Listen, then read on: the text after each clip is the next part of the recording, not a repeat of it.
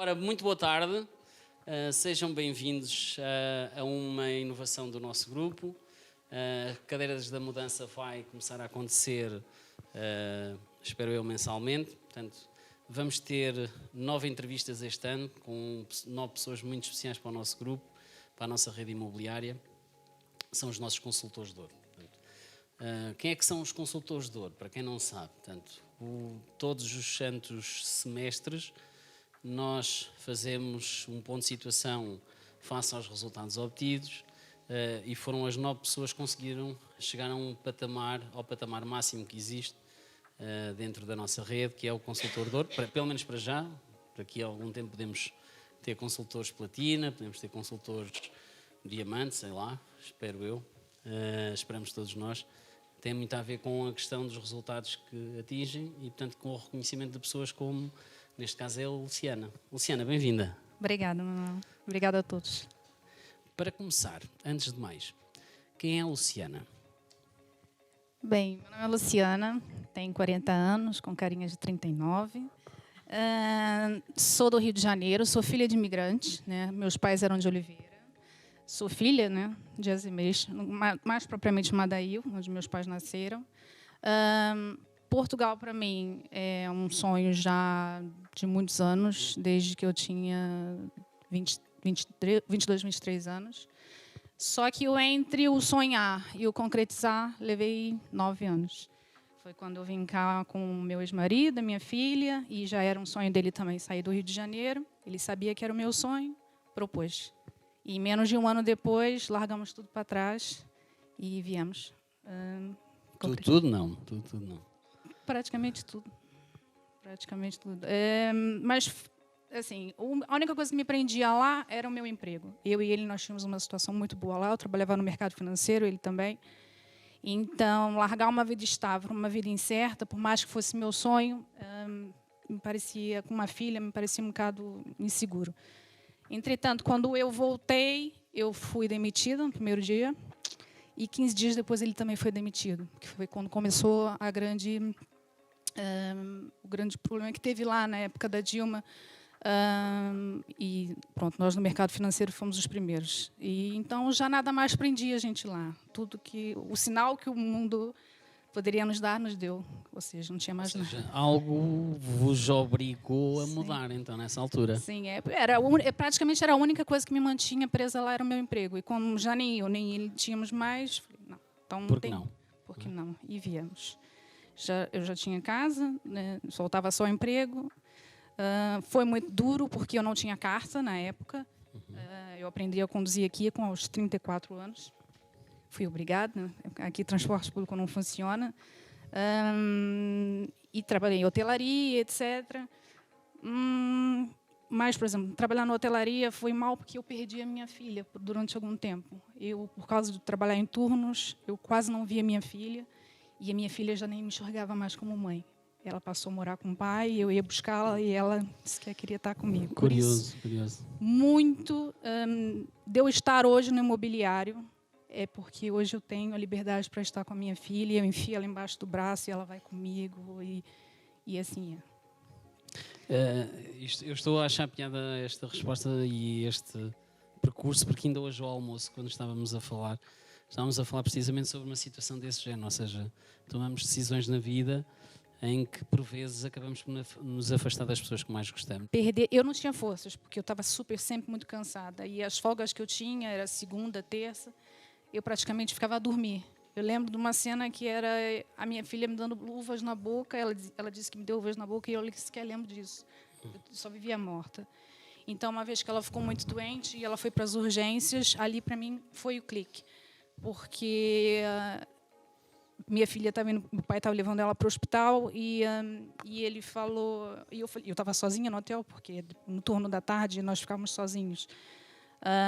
E ele falou, mas sua filha não é a sua prioridade. E ele não falou errado, porque realmente, a teoria, a minha filha era a minha prioridade, mas na prática não estava assim. Eu estava priorizando, pronto, um emprego. Né? Então, aquilo foi o clique para mim. Eu falei, não, nunca ninguém vai estar mais à frente da minha filha, nem emprego, nem absolutamente nada. Mas já era assim no passado, se fores a pensar. Sim. Repara, tu disseste-me que não mudavas a tua vida do Brasil para Portugal, apesar de teres esse sonho, por causa do teu emprego. Do meu emprego, exato. Do teu emprego. Sim, mas o meu emprego, consequentemente, era porque eu queria prover, eu queria ser a fonte provedora da minha filha. Então, óbvio, eu me dou ao que eu faço. Me doava no emprego que eu tinha lá, me doei aqui no hotel, até que chegou a hora que eu vi a minha filha naquela cama de hospital, eu falei assim, não, nada pode estar entre nós mais. Nunca mais eu permiti que emprego nenhum, com trabalho nenhum, pessoa nenhuma estivesse entre eu e minha filha. Isto já me dava aqui uma pergunta a seguir relacionada com a muda, mas eu não vou já para aí. Como é que é morar em Portugal? Ou seja, tu vens do outro lado do Atlântico, não é? Rio de Janeiro, Sim. Para inicialmente Oliveira das Mães? Sim, eu saí de lá querendo Oliveira, nunca foi outro lugar, até porque minha família é de Oliveira, eu tenho parentes em Oliveira. Algumas pessoas até, de quem é de lá de Oliveira sabe quem são pessoas que são conhecidas lá em Oliveira. E, assim, eu não sei, porque eu sempre estive, no fundo, eu sempre estive aqui em Portugal, fui batizada aqui, minha infância, eu tenho amigos de infância em Madail, então não é um mundo diferente, mas obviamente que entre passar férias, voltar e viver a vida, o cotidiano é bem diferente. O clima, sobretudo, eu antes amava o inverno e odiava o verão. Hoje eu amo o verão e odeio o inverno. Mas isso tem a ver com estar em Portugal. Todos nós amamos o verão. O problema é que ele só acontece para aí 2 mesinhos. É por isso. Então, lá eu tinha o ano inteiro, odiava. Mas pegando nesta pergunta e colocando-a de outra forma, principais diferenças que sentes? O que é que valorizas mais neste momento? Também tem a ver um pouco com a insatisfação do ser humano. Nós sabemos como é que é. O outro lado é que é bom e quando estamos a viver esse lado, depois já não é bom, não é? Isto é sempre assim, infelizmente. O que é que valorizarias em Portugal? O meu direito de ir e vir. O que eu lá no Rio de Janeiro eu não tinha. E eu não conseguia... Eu tinha uma paragem de autocarro, a porta do meu condomínio fechada, e eu não conseguia sequer estar parada na paragem do autocarro. Eu ficava grudada às grades do condomínio, porque era se aparecesse alguém, o porteiro abria a porta. Isso, para mim, é um mundo que eu acho que é insano, e eu não me vejo mais viver aquilo, nem saberia ser mãe num lugar assim, tão perigoso. Então, para mim, o direito de ir e vir, de andar livremente na rua, com meus pertences, seja o que for, para mim é sagrado. E criar a minha filha assim, sobretudo, sem aquela insanidade. Infelizmente, né? Porque eu já vivi essa realidade, portanto, há muita gente que não sabe o que é isso. Portanto, o andar na rua, constantemente olhar para a parte de trás do corpo, é indescritível. O não podermos percorrer 100 metros a pé é indescritível. E muitas das vezes em Portugal nós não sabemos valorizar isso sequer. Constantemente arranjamos formas de pensar em outras coisas. Por isso, daí essa pergunta. Só essa questão ou há outras coisas que te apaixonam em Portugal? Não sei, o meu relacionamento com Portugal é muito emocional. Lá está, é a terra da minha família. Eu não tenho laços no Brasil, eu tenho laços aqui em Portugal. Portanto, sobretudo Oliveira, é um cordão umbilical que eu tenho. E lá está. Hoje eu sou feliz porque eu moro onde eu sempre quis morar. E és feliz? Eu sou. Espetacular. Não são bons aqui para a nossa... Ok, então já percebi que encontraste aqui desafios ao nível da profissão, não é? Portanto, no hotel seria bastante difícil, inclusive estás com a tua família, e decidiste mudar, correto? Portanto, porquê esta atividade? Foi logo de imediato que vieste para esta atividade? Ou não, vou contar a historinha. Eu fui me candidatar à coordenadora de loja da concorrência, porque eles estavam a abrir loja. Era um grande desafio, não é? Era um grande desafio. E aí eu fiz uma entrevista e ele falou: eu acho que você tem uma veia muito comercial, não sei se alguém já te disse isso ou não, e caso você não seja contratada para essa função, não deixe de pensar na parte comercial. E aquilo ficou na minha cabeça. Passaram anos, nem lembro quando foi aberta a loja, isso foi 2008, 2018, 2017, uma coisa assim, acho que foram quase 2 anos. E entretanto, eu fiz um acordo com o hotel, saí do hotel e fiquei 1 ano, tirei 1 ano sabático, mas sempre à procura de alguma coisa dentro do administrativo. Mas aquela coisa sempre ficou ali na minha cabeça. E eu falei, por que não? Mandei um e-mail para ele e perguntei se ainda estava de pé da gente conversar. Nós conversamos e dias depois eu já estava a bater portas por aí, desbravar São João da Madeira. Ou seja, tiveste um ano sabático. Sim. E aquilo ficou ali a maturar. Ficou. Mas mais ou menos em setembro, foi quando eu contactei, e aí em outubro, foi final de setembro, assim, em outubro eu comecei, outubro de 2019. Ou seja, outubro de 2019, portanto, disto a 4 anos daqui, não é? Mais ou menos. Entre outubro de 2019 e abril, não é? Estamos em abril, não. Março. Estamos a acabar março. Aconteceu muita coisa. Qual é o principalmente nestes 4 anos que tu sentes em termos profissionais que te aconteceram?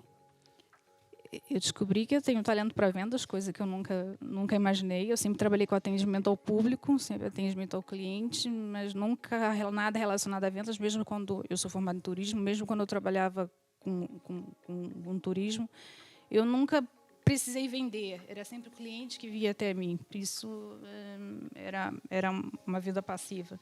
Agora, o comercial, o imobiliário, para mim tem muitos desafios, eu gosto do que faço.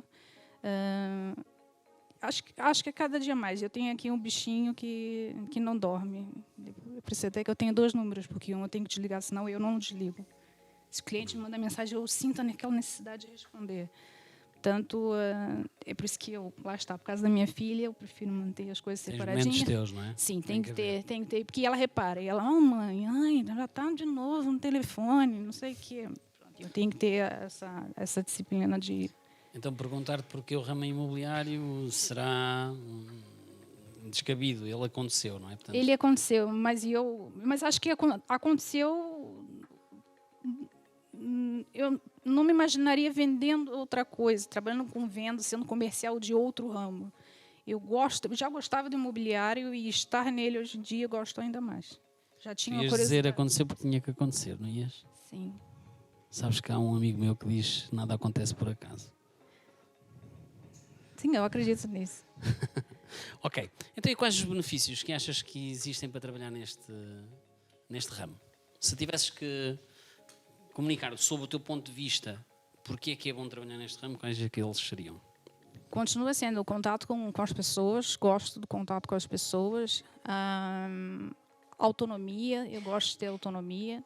Eu gosto de saber que eu tenho alguém para quando eu precisar me auxiliar, quando me ajuda com isso, o que eu faço com isso. Mas eu gosto de saber que eu tenho autonomia e que a pessoa confia em mim e eu confio nela. Lá está a questão de ser flexível na questão do horário, de quando a minha filha não puder ir à escola, boto ela quantas vezes, ela já vendeu N imóveis comigo. E eu gosto dessa sensação de que... E sempre foi assim nestes 4 anos, ou seja, tu sempre sentiste essa liberdade e... Não? Não. Eu vim de uma marca muito limitadora, que foi uma grande escola em algumas questões, sobretudo a prospecção. Deu-me a base do que é necessário nesse ramo, que é a prospecção, é o foco, mas, de resto, foi muito limitadora. Então, eu me sentia presa, eu me sentia mesmo numa gaiola, e eu sentia que eu não estava produzindo tudo aquilo que eu poderia produzir, estando em liberdade, tendo confiança em mim, porque eu sentia que as pessoas não tinham confiança em mim, e eu, duplamente, também não tinha confiança neles. Então, por isso, eu não sentia, não produzia o que eu deveria. Custa dessa questão de... talvez te limitarem? Sim. Será por aí? Regras mais e, às vezes, regras altamente desnecessárias. Ok. Muito bem. Então, e de repente surge uma marca qualquer que tu não conhecias ou conhecias já? Já ias espreitando um bocadinho, confessam lá. Sim. Isto é a tendência, Vim não é? aqui fazer visitas.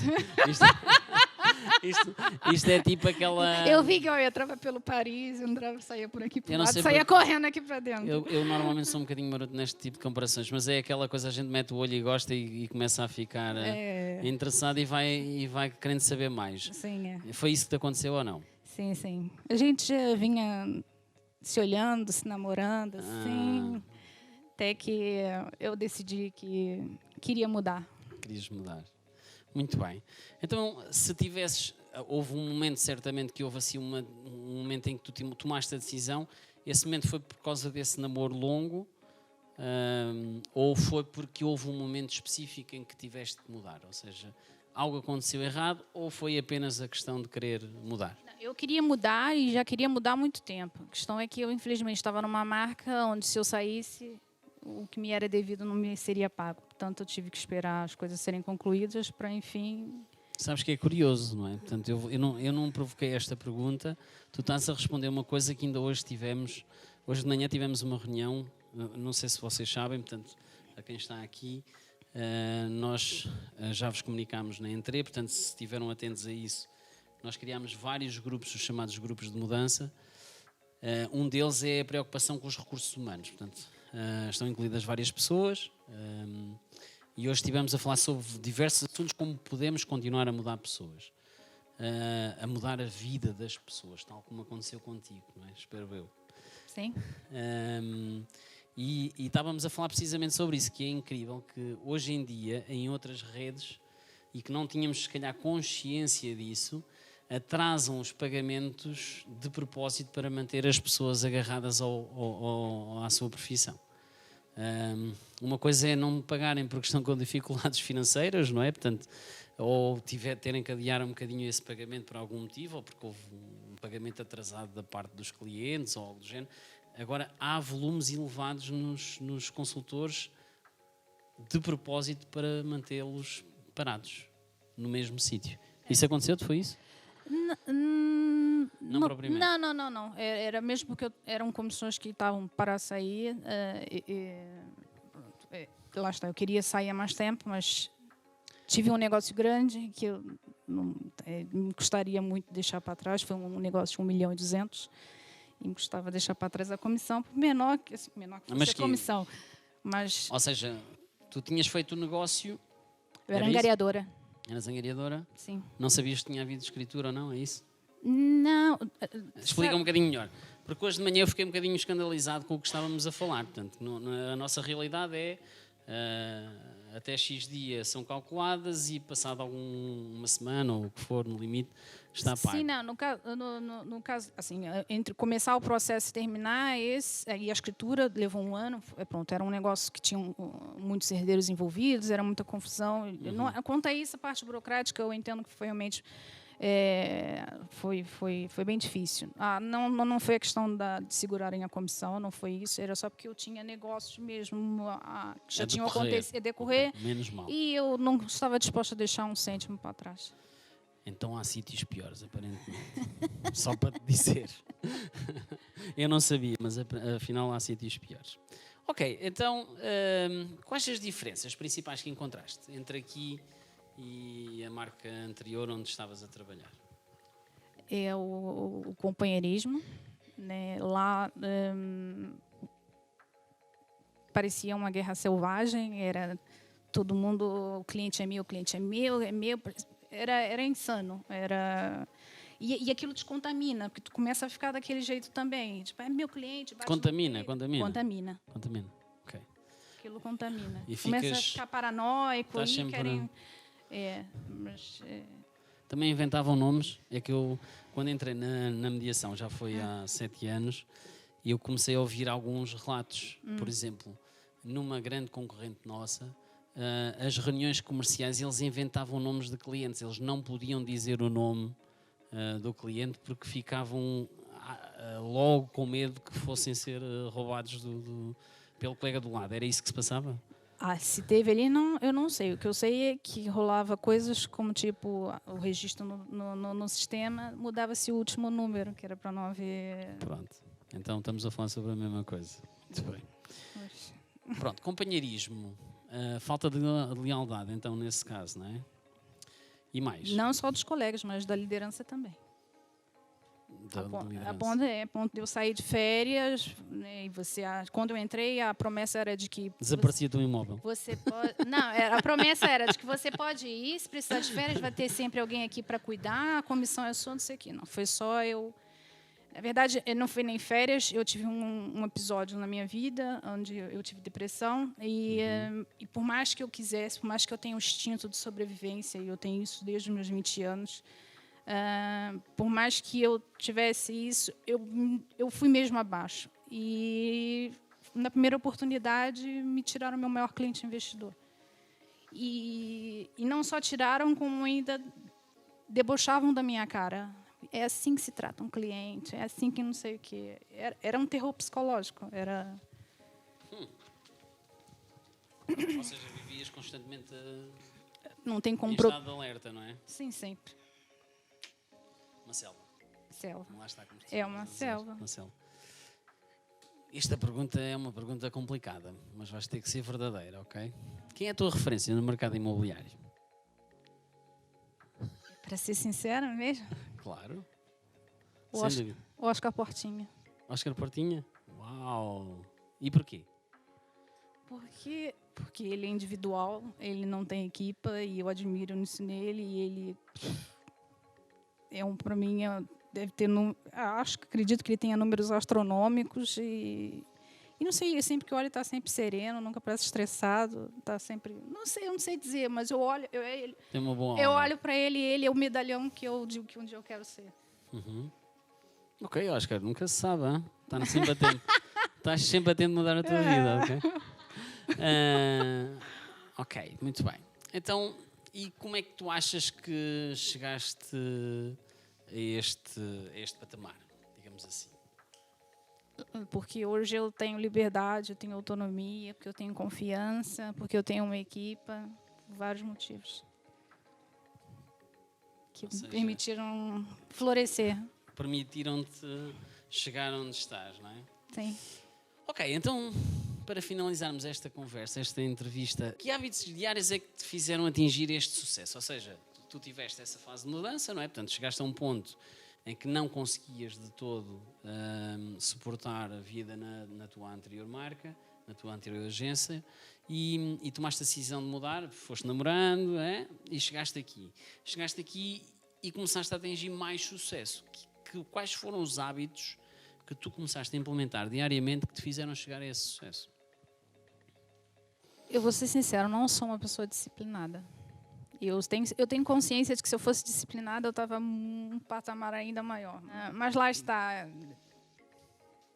Eu me sinto feliz do jeito que estou. E eu tenho e penso que tem coisas que eu quero melhorar, mas não quero me tornar uma máquina. Eu quero continuar sendo do jeito que eu sou, fazendo um atendimento personalizado, indo para o churrasco da casa dos meus clientes, porque assim, eu gosto daquela... Olha, e churrasco na tua casa para os teus chefes, não? Assim, de repente, acho que era justo. Digo eu. Que conselhos darias então aos teus colegas que ainda não atingiram esse patamar? Já que não és uma pessoa de hábitos, mas mesmo assim estás a conseguir faturar, que conselhos darias aos teus colegas? Há várias pessoas que estão a começar agora, não é? Portanto, sim. É persistência. Eu lembro de dar um tempo atrás, eu falar para a Isabel, para ela não desmorecer, não desabar, para ela continuar, que ela ia ver resultados, e é o que é. Algumas pessoas não emplacam no mundo imobiliário porque eles não têm a persistência de esperar. Há sempre aquele timing inicial onde é normal, é a adaptação, é o conhecer, é o fazer negócio. Mas se você conseguir passar daquele tempo, tem tudo para ter alguma consistência, é alavancar e fazer o seu diferencial, né? Eu acho que há tanta gente no automático a querer só ver números. Eu acho que ser humano nesse ramo, eu acho que é o diferencial. Muito bem. Se pudesses mudar alguma coisa, o que é que mudarias neste momento? Eu estou feliz e eu estou onde eu queria estar. Uau! Não estava à espera dessa resposta. Ou seja, sentes-te realizada? Sim. Muito bem. Ok, então Eu gostava de te agradecer por estes... Eu que agradeço o Não sei quanto tempo é convite. que durou estas perguntas, mas acho que já deu para transmitir um pouco quem é a Luciana e vamos fazer então um intervalo de 15 minutos para depois vocês poderem fazer as perguntas que quiserem à Luciana. Obrigado, Luciana. Uma salva de Obrigada palmas pelo para a Luciana. convite.